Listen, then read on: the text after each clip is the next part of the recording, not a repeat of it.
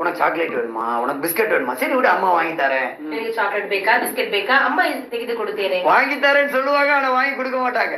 ತೆಗೆದುಕೊಡುತ್ತೇನೆ ಎಂಬುದಾಗಿ ಹೇಳ್ತಾರೆ, ಆದ್ರೆ ತೆಗೆದುಕೊಡುವುದಿಲ್ಲ. வாங்கி தரேன்னு சொன்ன அந்த வார்த்தைக்கு அந்த குழந்தை அமைதியாயிரும். ತೆಗೆದುಕೊಡುತ್ತೇನೆ ಎಂಬುದಾಗಿ ಹೇಳುವಾಗ ಆ ಮಗುವಿಗೆ ಒಂದು ಸಮಾಧಾನ ಆಗುತ್ತದೆ. நம்முடைய தேவன் அப்படி நம்மளை ஏமாத்தி விடுகிறவர் இல்ல. ನಮ್ಮ ದೇವರು ಹಾಗೆ ನಮ್ಮನ್ನು ಏಮಾರಿಸುವ ದೇವರಲ್ಲ. எங்களுக்கு தாங்க ஏசப்பான்னு சொல்லி நம்ம கேட்கும்போது, ದೇವರೇ ನಮಗೆ ಕೊಡಿ ಎಂಬುದಾಗಿ ಕೇಳುವಾಗ, நான் தர்றேன்னு சொல்லிட்டு சொல்லியும் செய்யாமல் போகிற தேவன் நம்முடைய தேவன் இல்லை. ஹல்லேலூயா. ಎಂಬುದಾಗಿ ಹೇಳಿ ಕೊಡದೇ ಇರುವಂತ ದೇವರು ನಮ್ಮ ದೇವರಲ್ಲ. நான் உனக்கு சொன்னதை செய்யும் வரைக்கும் நான் உன்னை கைவிடுவதில்லை என்று வாக்கு பண்ணியிருக்கிறார். ஹல்லேலூயா. ಹೇಳಿದ್ದನ್ನು ಮಾಡಿ ಮುಗಿಸುವವರೆಗೂ ನಾನು ನಿನ್ನನ್ನು ಕೈ ಬಿಡುವುದಿಲ್ಲ ಎಂಬುದಾಗಿ ದೇವರು ವಾಗ್ದಾನ ಮಾಡಿದ್ದಾರೆ. வாக்கு பண்ணின தேவன் தான் தாயை போன்ற தேவன். ವಾಗ್ದಾನ ಮಾಡಿದಂತ ದೇವರು ತಾಯಿ ರೀತಿಯಾದ ದೇವರು. அவர் தாயை போல நம்மை தேற்றுகிறாராம். ತಾಯಿ ರೀತಿ ನಮ್ಮನ್ನು ಸಂಧಿಸುತ್ತಾರೆ. நான் இருக்கிறேன் தானே, ನಾನಿದ್ದೇನಲ್ಲವೋ, நீ ஏன் அங்க போன?